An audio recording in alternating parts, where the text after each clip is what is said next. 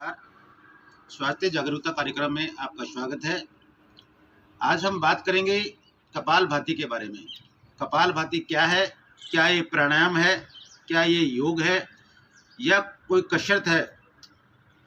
इन सारी चीज़ों का कब करना चाहिए, कैसे करना चाहिए, कौन करे कौन नहीं करे, किस प्रकार से करे, कब करे, कितना करें, सारे सवालों का जवाब दोस्तों आपको इस वीडियो में मिलेगा। बने रहिए, वीडियो के एंड तक बने रहिए। और आगे बढ़ने से पहले मेरा परिचय है, मैं डॉक्टर शमशेरी नेचुरोपैथ और हम हमारी गौरवशाली चिकित्सा पद्धतियाँ आयुर्वेद, नेचुरोपैथी, योग और एक्यूप्रेशर के माध्यम से बहुत सारे जटिल रोग जैसे कमर दर्द है, स्लिप डिस्क है, साइटिका है, फ्रोजन शोल्डर है, सर्वाइकल पेन है, गर्दन झुकती नहीं है, कंधे उठते नहीं है, ऐसे जटिल रोगों का इलाज हम हमारी निरापद चिकित्सा पद्धतियां आयुर्वेद, नेचुरोपैथी, योग और एक्यूप्रेशर के माध्यम से करने का प्रयास करते हैं। आते हैं आज के एक महत्वपूर्ण विषय कपालभाति के ऊपर। दोस्तों, कपालभाति हम कर रहे हैं, कैसे कर रहे हैं, इन सारी चीज़ों का हमें ध्यान रखना बहुत जरूरी है, नहीं तो कई बार हमें लाभ की जगह नुकसान पहुंच सकता है। कैसे करें, कब करें और क्या है ये। तो सबसे पहला प्रश्न है कि कपालभाति क्या है। दोस्तों, हमारे शरीर के विजातीय तत्वों को, हमारे टॉक्सिन को, हमारे अपशिष्ट पदार्थों को, बॉडी के अपशिष्ट पदार्थों को निकालने के लिए प्रकृति ने 4 रास्ते दे रखे हैं और इन चारों रास्तों से निर्बाध रूप से हम इनको संपन्न करते हैं। मल द्वारा अपशिष्ट निकलते हैं, मूत्र मार्ग द्वारा अपशिष्ट निकलते हैं। इसके साथ साथ हमारी जो श्वेत ग्रंथियां हैं, इनके द्वारा, पसीने के द्वारा हमारे टॉक्सिन बॉडी के निकलते रहते हैं और हमारी नासिका के माध्यम से शरीर के कार्बन डाइऑक्साइड के साथ अशुद्ध वायु बाहर निकलते रहती है और हमारे शरीर को प्रकृति शुद्ध करने का प्रयास करती रहती है। लेकिन हमारे गलत आहार विहार से, गलत खान पान से, गलत रहन सहन से बहुत सारे विजातीय तत्व हमारे शरीर में जमा होते हैं और वो एक रोग का कारण बनता है, रोग बनता है। इनको निकालने के लिए हमारे गौरवशाली चिकित्सा पद्धति आयुर्वेद और योग में एक षटकर्म विधान है, अर्थात 6 ऐसे कर्म हैं, 6 ऐसे कार्य हैं जिनसे हम शरीर के टॉक्सिन को, शरीर का शुद्धिकरण करते हैं। अलग अलग तरह से, अलग अलग प्रकार से हम इसको शरीर के टॉक्सिनों को बाहर निकालने की एक प्रक्रिया होती हैं, एक विधान होते हैं, उनको षटकर्म होते हैं और उनमें से एक है कपालभाति।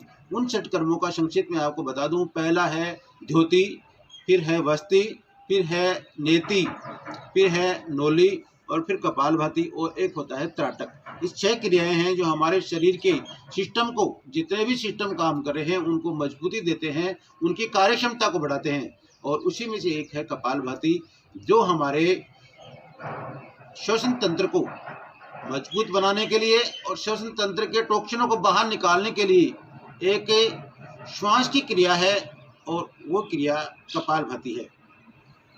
तो दोस्तों, हम ये कब करें, इसके लिए सबसे बढ़िया उचित समय है प्रातःकाल। जब भगवान भास्कर उदय हो रहे होते हैं तब हम ऐसे शांत वातावरण में बैठ करके इसका अभ्यास करें और खाली पेट करें। भोजन करने के 3 घंटे बाद इसका अभ्यास करना चाहिए, क्योंकि ये पेट से लेकर के हमारे पूरे श्वसन तंत्र को, पूरे डाइजेस्टिव सिस्टम को, पूरे नर्व सिस्टम को, पूरे यूरिनरी सिस्टम को, इन सबको ये एक्टिव करती है, इनकी कार्य क्षमता को बढ़ाती है। सारे ये सिस्टम, सारे ये हमारे इसमें एक्टिव होते हैं, इसलिए हमें खाली पेट करें या खाने के 3 घंटे बाद करें।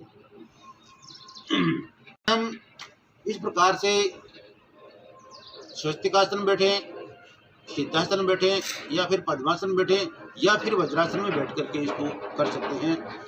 और अब आता है किस प्रकार से हम इसको करें।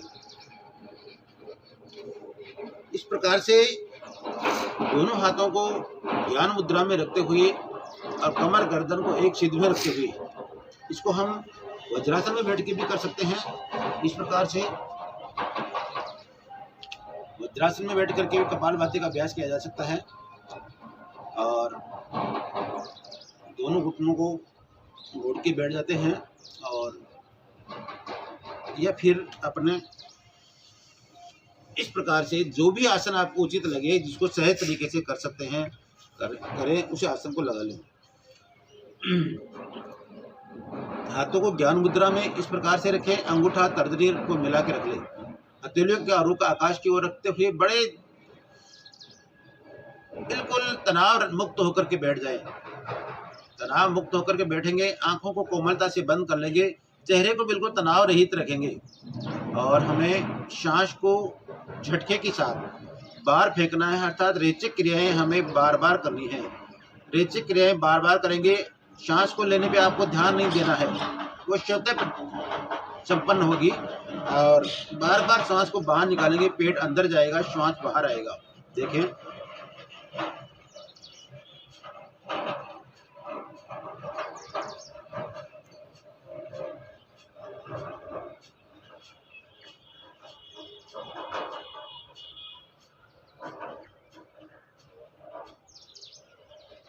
इस प्रकार से हमें सांस को बाहर फेंकने पे ध्यान लगाना है। जिस प्रकार से कई लोग कर नहीं पाते हैं, सही तरीके से इनका नियमन नहीं हो पाता है, तो हमें इस प्रकार से, जिस प्रकार से कई बार आपको साधारण शब्दों में बता दूं, जिस प्रकार से हम नाक साफ करके झटका लगाते हैं, वो झटका हमें सांस को छोड़ने में लगाना है।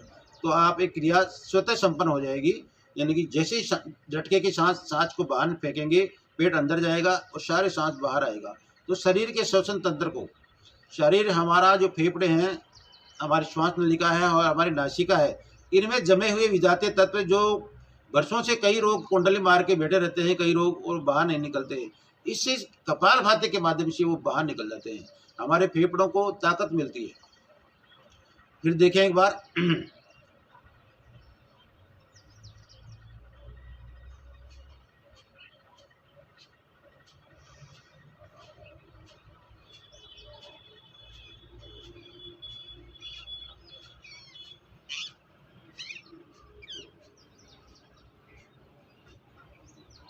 ये एक सही तरीका है। अब ये आता है सवाल कि कितना झटके मारें, कितने स्ट्रोक लगाएं। तो दोस्तों, ये 1 मिनट में 40 से लेकर के 90 तक स्ट्रोक लगा सकते हैं या 100-110 तक लगा सकते हैं। इसके ज़्यादा हम स्ट्रोक नहीं लगाएं इसके। और शुरू में इसकी 40 से बढ़ाते हुए 50 करें, 1 मिनट में 60 करें, 70 करें। इस प्रकार से लगातार जब भी आपको यानी कि अनकम्फर्टेबल महसूस हो तो आप रुक जाएं, या फिर कमर में, कई लोगों के कमर में दर्द होने लग जाता है, रुक जाएं और फिर कुछ देर शीतलीकरण करके रिलैक्स करके फिर करें। अर्थात 1 मिनट करें, फिर रिलैक्स करें, फिर 1 मिनट करें, फिर रिलैक्स करें। इस प्रकार से इसके 3 राउंड करें और 3 राउंड में आपको काउंटिंग करनी है कि कितने स्ट्रोक लगा रहे हैं। और मन को एकाग्र करने के लिए हम एक तरीका और अपना सकते हैं। हम 100 से उल्टे करते हुए स्ट्रोक्स को उल्टी गिनती करते हुए गिनेंगे तो हमारे एकाग्रता बनी रहेगी। जिस प्रकार से 100, 99, 98, 97, 96, 95, 94, एक स्ट्रोक्स को इस प्रकार से उल्टी गिनती के साथ करेंगे तो हमारी एकाग्रता बनी रहेगी, जो कि योग विज्ञान के लिए है योग से चित्तवृत्ति निरोध, यानी कि चित्त की वृत्तियों को रोकना, हमारे मन को एकाग्र करना। तो ये तरीका बहुत बेहतरीन है। इसके साथ साथ है क्या क्या लाभ हैं दोस्तों। जैसा कि मैंने बताया है, शरीर के शोधन करने की अलग अलग प्रक्रियाएं हैं। यह हमारे श्वसन तंत्र को मजबूत करने के लिए, श्वसन तंत्र के टॉक्सिनों को, विजातीय तत्वों को अर्थात विषैले तत्वों को बाहर निकालने की एक प्रक्रिया है, एक शोधन करने की प्रक्रिया है। तो हमारे फेफड़ों के जितने भी रोग हैं, आपके श्वास रहता है, बार बार खांसी होती है, आपके बार बार जुकाम लगता है, बार बार वायरल रोगों की चपेट में आते हैं।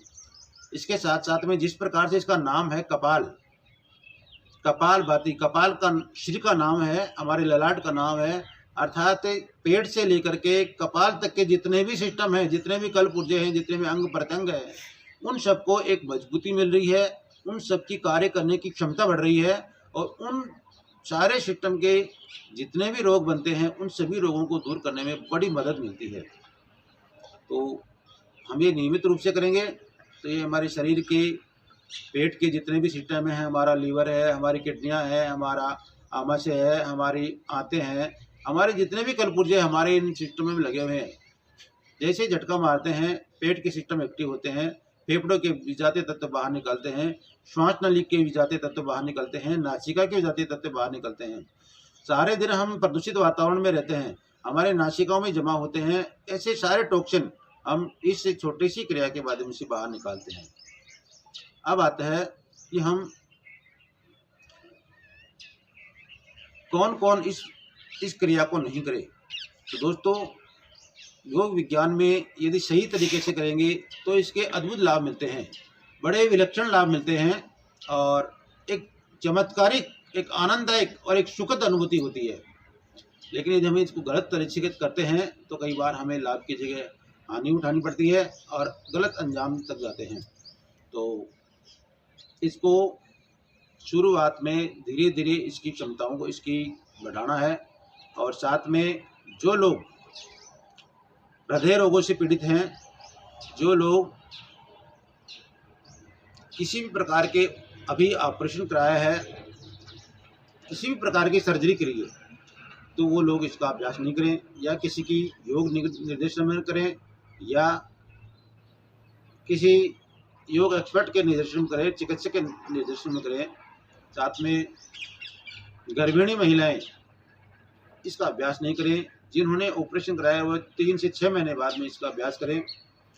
तो ये छोटी छोटी चीज़ें हैं जिनको हम सावधानी पूर्वक करेंगे तो दोस्तों ये योग विज्ञान की जो अद्भुत चीज़ें हैं, विलक्षण चीज़ें हैं, इनसे हम बहुत सारा लाभ उठा सकते हैं।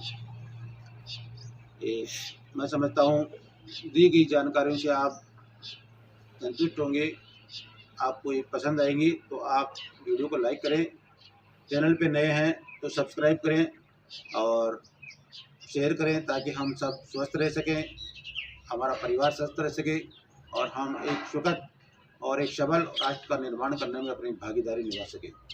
बहुत बहुत शुभकामनाएं, बहुत बहुत धन्यवाद, नमस्कार।